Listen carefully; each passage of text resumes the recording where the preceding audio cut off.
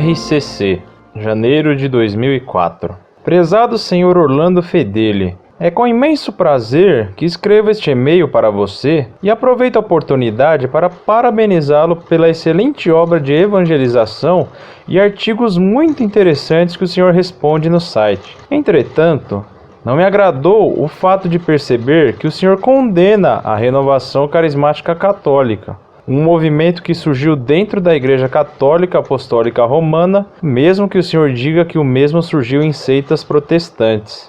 Pelo que pude perceber, o senhor baseia-se muito em um único carisma do Espírito Santo, o dom das línguas, para atacar a RCC, quando esse é apenas um dos vários carismas que o único e mesmo Espírito realiza, distribuindo a cada um os seus dons conforme lhe apraz. 1 Coríntios 22, 11. Nesta passagem, vemos o apóstolo Paulo dizer que é vontade de Deus distribuir esses dons, conforme lhe apraz. Sobre este carisma específico, ainda, eu aconselho a ler a carta de São Paulo aos Romanos, capítulo 12, versículos 26 e 27. Na questão da renovação, o senhor está coberto de razão. Realmente, a RCC está reiniciando algo que foi interrompido e não explorado pela Santa Igreja durante muito tempo. A vivência dos carismas, que era incentivada por Paulo, 1 Coríntios 14, 24, começou a ser reiniciada não por vontade do homem, mas por vontade de Deus. Pois mais uma vez, 1 Coríntios 22, 11, confirma que tudo isso vem de Deus segundo a sua vontade. O senhor deveria procurar se informar mais sobre como as pessoas que estão inseridas na RCC estão buscando ardentemente os sacramentos da Santa Igreja, como os jovens têm abandonado as drogas por causa de Cristo e quantas pessoas têm retornado à Santa Igreja por causa desse movimento, e a grande quantidade de pessoas que se consagram. Negar a autenticidade da RCC é negar a vontade de Deus em distribuir seus carismas conforme sua vontade. Será que não seria muita prepotência nossa querer dizer a Deus para não distribuir estes dons? Com relação à questão da fé versus razão na RCC, tenho que discordar do senhor, mas a esta altura o senhor já deve ter lido o livro do professor Felipe Aquino, o que deve ter te ajudado bastante. Estou rezando por você. Finalmente, um último conselho. Leia com o coração mais aberto a passagem de Atos 9, 1 ao 25. Pax.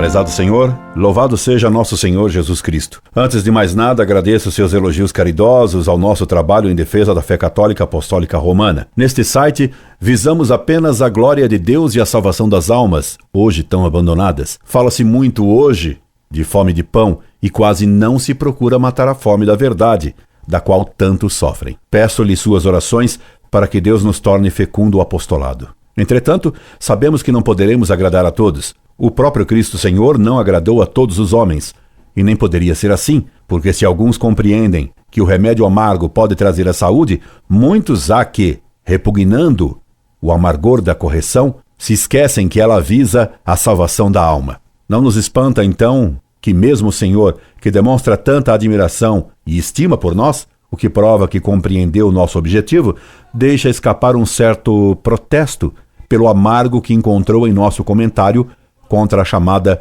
Renovação Carismática Católica. Que esse movimento nasceu em seitas heréticas, não sou eu que o digo, mas os próprios defensores do carismatismo não o negam. Ele provém mesmo dos despertados da Baviera, dos pentecostais protestantes, do revival herético dos Estados Unidos. E não é de estranhar que seu lançador na Igreja Católica tenha sido o cardeal Suenens, famoso por suas teses modernistas e ecumênicas. Com efeito, o ecumenismo modernista procura unir as religiões passando por cima das divergências da fé, buscando, em fenômenos pseudo-místicos, a união com as mais variadas seitas.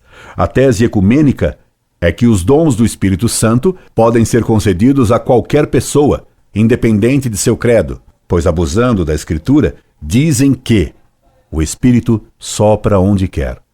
O resultado é uma contaminação do espírito heretizante na RCC. Sim, espírito heretizante, porque é próprio de toda heresia afirmar que a Igreja Católica abandonou o verdadeiro espírito cristão corrompendo-se e perdendo o autêntico espírito cristão. Nesse posicionamento está afirmado, às vezes de modo explícito, outras vezes de modo velado, que a igreja apostatou. E então se nega a afirmação de nosso Senhor que prometeu: eis que estarei convosco todos os dias até o fim do mundo. Ou ainda a promessa que Cristo fez a Pedro de que as portas do inferno não prevaleceriam contra ti, Pedro. Ora, infelizmente, esta tendência a acusar a igreja de ter errado, como se o Espírito Santo não a assistisse continuamente, encontro até numa pessoa como o Senhor, que me parece tão sincero em suas posições, pois até em sua carta encontrei estas palavras. Realmente, a RCC está reiniciando algo que foi interrompido e não explorado pela Santa Igreja durante muito tempo. Se sua afirmação fosse verdadeira, a Igreja Católica teria desprezado os dons de Deus durante séculos. Se tivesse sido assim, como seria ela santa? De fato, os carismas que Deus concedeu aos cristãos dos primeiros tempos não foram abandonados pelos homens da Igreja contra a vontade de Deus, porque o Espírito sopra onde quer, e não seriam os homens capazes de impedir a ação do Espírito Santo. Por outro lado, o Espírito Santo jamais abandona a Santa Igreja. Portanto, ao mesmo tempo em que o Senhor acusa a Igreja, talvez sem perceber, de que ela teria agido de modo não santo, o Senhor acaba atribuindo uma certa impotência ao próprio Espírito Santo, a quem os carismáticos se gabam de ter devoção particular. Os doutores da Igreja ensinam que Deus concedeu carismas extraordinários aos primeiros cristãos para facilitar a expansão do cristianismo, e que, alcançando esta expansão, certos carismas extraordinários, como a glossolalia, deixaram de ser dados em tão larga e grande escala, porque já não eram necessários ao apostolado. Assim, fez o próprio Espírito Santo, e isso não foi o resultado de um abandono da Igreja. Entretanto, os carismas mais importantes nunca cessaram de ser derramados por Deus aos santos da Igreja. Se salientei mais o dom das línguas, foi porque este é o dom de que mais se ufanam os atuais carismáticos católicos em sua emulação com os pentecostais protestantes. O Senhor tem razão ao dizer que Deus concede vários outros carismas. São Paulo, em suas epístolas, cita vários outros e até prova que o dom das línguas é inferior ao dom da profecia, e que é conveniente que quem tenha o dom de línguas deve pedir também o dom da interpretação para que a igreja seja edificada. Mais ainda, São Paulo demonstra que de nada vale qualquer carisma se não houver caridade. Ainda que eu fale a língua dos homens e dos anjos, se não tiver caridade, sou como um bronze que soa ou como um símbolo que tine. Não seria nada. Por fim, e mais fundamental, é preciso lembrar que podem haver fenômenos de pseudo-misticismo, de falsos carismas, por fraude diabólica, explorando o orgulho, as paixões e até problemas patológicos, como, por exemplo, a histeria. O próprio São Paulo, ao tratar dos carismas na primeira epístola aos Coríntios, capítulo 12, lembra logo no início desse capítulo qual o critério para distinguir os carismas verdadeiros dos falsos: a fé ortodoxa. Diz São Paulo: portanto, faço-vos saber que ninguém que fale pelo Espírito de Deus diz anátema a Jesus, e ninguém pode dizer Senhor Jesus, senão pelo Espírito Santo. 1 Coríntios, capítulo 12, versículo 3. Isto é, quem é herege, quem nega a divindade de Cristo, não pode falar pelo Espírito Santo. E só se pode confessar a Cristo Senhor por ação do Espírito Santo. Ora, há até livros da renovação carismática que afirmam que ela permite receber o batismo do Espírito Santo, como se fosse um oitavo sacramento, e como se no batismo, instituído por Cristo e administrado pela Igreja, a pessoa não recebesse também os dons e carismas do Espírito Santo. Tenho aqui em mãos um opúsculo intitulado O Batismo no Espírito Santo, de Salvador Carrilho Alday, Comunidade Emanuel, editora Louva a Deus, Rio de Janeiro, 1991. Neste opúsculo se pode ler: pois bem, o que se pretende na renovação carismática é rogar a Jesus que novamente realize em nós o mesmo que fez em seus apóstolos e com os mesmos fins, isto é, que derrame em nós o dom do Espírito Santo, força de Deus, para sermos suas testemunhas em todas as partes até os confins da terra. Tratando-se de renovação cristã, supõe-se que a pessoa tenha recebido o sacramento do batismo, em virtude do qual o crente recebe o perdão de seus pecados, a adoção dos filhos de Deus, o caráter de Cristo, mediante o qual se incorpora à igreja e se faz, pela primeira vez, partícipe do sacerdócio do Salvador. Página 16. Esse texto é muito pouco preciso e nota-se, não afirma que no batismo a pessoa recebe os dons do Espírito Santo. Ora, na página seguinte o mesmo livrinho diz: então, em que consiste o batismo no Espírito Santo dentro da renovação carismática? 1. O batismo no Espírito Santo consiste na oração que uma comunidade cristã eleva a Jesus glorificado para que derrame seu Espírito de maneira nova e em maior abundância sobre a pessoa que ardentemente o pede e por quem se ora. Esta oração se faz de ordinário mediante a imposição das mãos. Página 17. O texto faz crer que o batismo não dá aquilo que se pretende receber pelo batismo no Espírito Santo. Deste modo, o batismo de Cristo, administrado pela Igreja, fica reduzido ao nível do batismo de água de São João. Só o batismo no Espírito Santo seria capaz de obter os dons e carismas do Espírito Santo que a RCC pretende possuir. Deste modo, haveria um oitavo sacramento, o que vai contra o que ensina, com anátema, o Concílio de Trento. Se alguém disser que os sacramentos da nova lei não foram instituídos por Jesus Cristo nosso Senhor, e que são mais ou menos que 7 a saber: batismo, confirmação, Eucaristia, penitência, extrema-unção, ordem e matrimônio, ou também que alguns destes não é verdadeira e propriamente sacramento, seja anátema. Concílio de Trento, Cânones sobre os sacramentos em geral, Cânon 1, Denzinger, 844. Se o texto do opúsculo citado não diz expressamente que há 8 sacramentos, ele, omitindo que o batismo de Cristo dá todos os dons do Espírito Santo e que estes dons se recebem no batismo no Espírito Santo, se insinua que há um oitavo sacramento. A distinção feita pela RCC, pelo menos como está nesse opúsculo, e como muitos padres afirmam, entre batismo e batismo no Espírito Santo, salvo o melhor juízo, não me parece ortodoxa.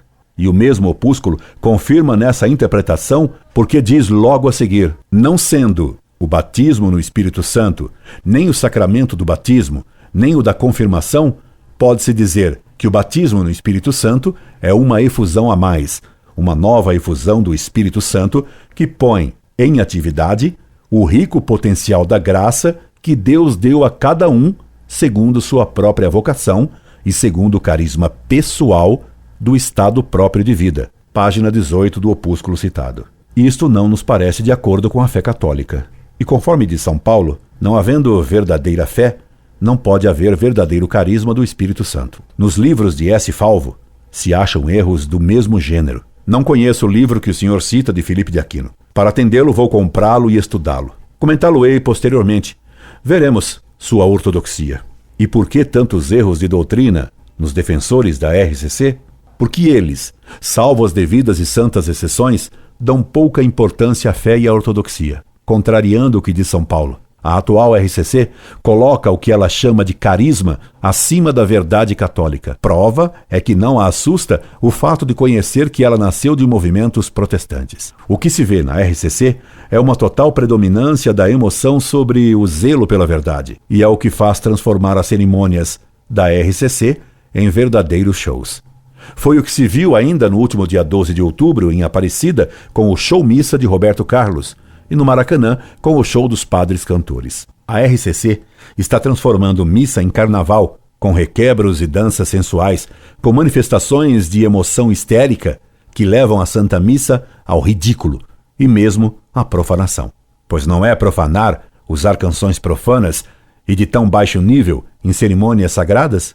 E nenhum entusiasmo dura muito. E todo movimento de entusiasmo desregrado sempre acabou mal. Como prova do valor da RCC, o senhor me afirma que muitas pessoas, uma grande quantidade de pessoas, graças à RCC, estão voltando à igreja, como estão buscando ardentemente os sacramentos, como os jovens têm abandonado as drogas por causa de Cristo, e etc. Seu argumento se funda no que diz Cristo: a boa árvore só pode produzir bons frutos. O argumento me parece Entenda-me, muito mal aplicado. Porque se deixar as drogas, o álcool, fosse prova de ortodoxia, como se explica que muitas seitas heréticas obtenham esses mesmos frutos que acabo de citar? Quais são então os bons frutos que a boa árvore, a árvore da Igreja de Cristo, só ela pode dar? Os frutos da verdade são a unidade e a caridade, e não apenas frutos materialmente bons, como deixar drogas e alguns vícios contrários à caridade. Por isso, disse São Paulo que sem a fé é impossível o verdadeiro carisma, e sem a caridade de nada vale falar em línguas. E não se impressione com o número. O número é apenas um preconceito democrático e capitalista. O maior número votou por Barrabás e não por Cristo. Aliás, a preocupação de concorrer em número com as seitas protestantes, que estão crescendo em nosso mundo apóstata, é uma característica fundamental do carismatismo dito católico. Encher estádios, eis o triunfo. Fazer missas-shows para atrair multidões, que muitas vezes vão assistir o tal Padre Rossi, ou que compram os seus discos de baixo quilate e depois vão com a mesma facilidade a terreiros de macumba, a seitas pentecostais ou a sessões espíritas. Rezo a Deus para que o Senhor não caia nunca neste caso. E se, como caridosamente me desejou que lesse de coração aberto a passagem dos Atos que narram a conversão de São Paulo, da mesma forma peço que o Senhor atenda o que ensinaram São Paulo, São Tomás, comentário à Epístola aos Romanos e outros doutores da Igreja, que tinham o carisma de ensinar, que é superior ao das línguas, sobre os carismas do Espírito Santo. Recomendo-lhe ainda que leia o excelente livro A Teologia de São Paulo, de F. Pratt. Incorde Jesus Semper, Orlando Fedeli. Logo mais, voltarei a escrever-lhe analisando o livro que me recomendou. Orlando Fedeli.